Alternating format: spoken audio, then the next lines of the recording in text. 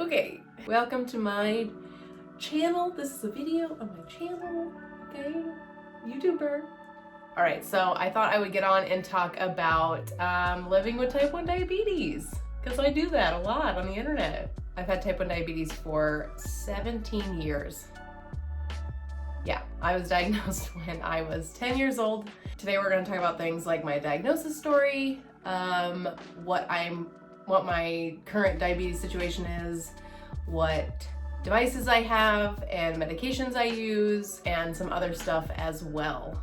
This is just kind of like a big video about my type 1 diabetes, so maybe you have type 1 diabetes, or you know somebody who has type 1 diabetes and you're just trying to learn a little more about it, or you're just, it's on, it's playing, you're not even paying attention, it's just, YouTube's just on, playing, and you're like, oh, who's this girl? She's loud and has like a lot of colorful things behind her, but I'm gonna listen. What's diabetes? Okay, so first of all, I have type 1 diabetes. It is a autoimmune disease where your body attacks the insulin producing cells in your body, therefore your body cannot produce insulin on its own, so we have to inject insulin in order to control our blood sugars. It means we always have a snack on us. It means that sometimes we don't feel well just because of a random reason, and it means that I have to have insulin for the rest of my life probably, or else I'll die. I was diagnosed with diabetes when I was 10 years old. I lost a lot of weight, and I was this scrawny little fourth grader, and I was drinking a lot of water. My mom called up my aunt, who is a pediatrician, and was like, hey, she's going to the bathroom a lot.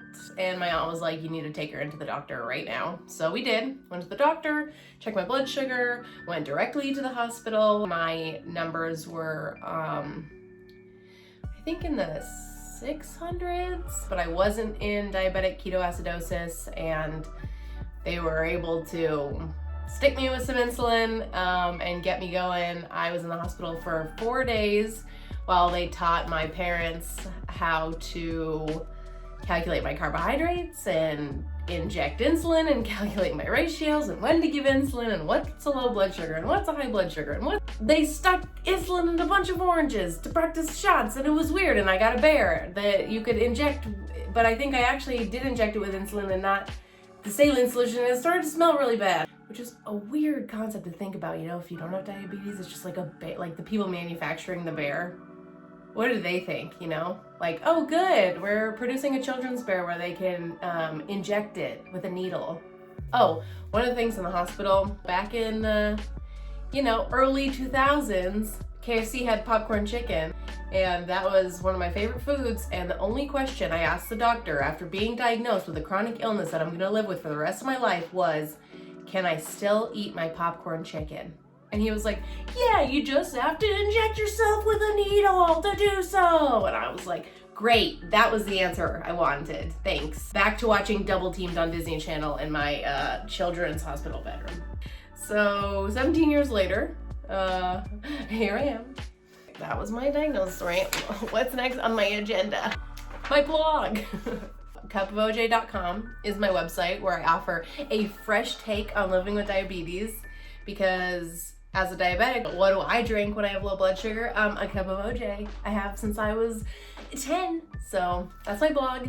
I post really fun things like tips and tricks that I've learned about managing diabetes over the years, my preferences on why I prefer pens to pumps, which we'll talk about probably in a different video. And I make monthly low carb cocktails because yum. Also low carb Starbucks options because why not? Just a bunch of fun stuff, so check it out. Yeah, okay, next on the agenda, my diabetes devices. I am on insulin pens.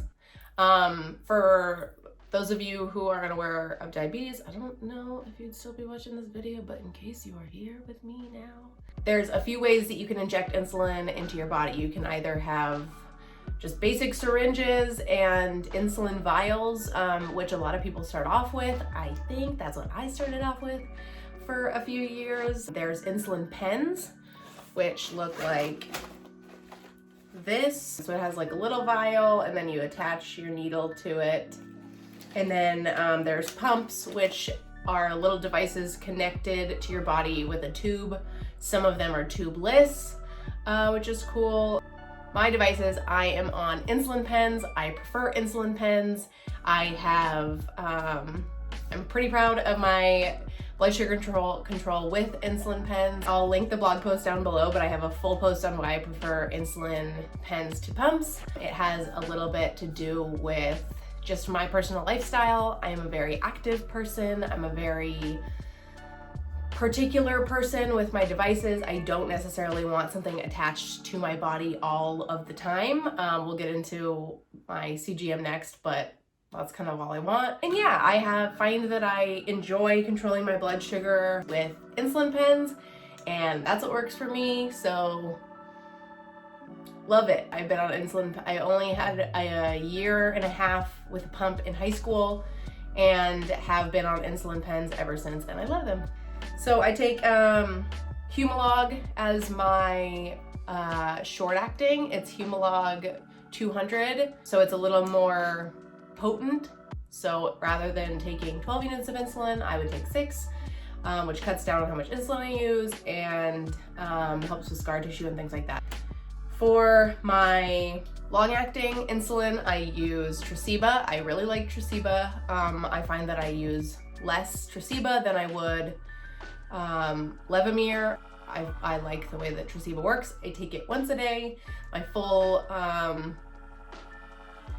dosage of long-acting at night. I mean, I have a meter in here, but it's just like my regular meter. I don't really use it that often. What I do use is a Dexcom. I love my Dexcom. Here it is.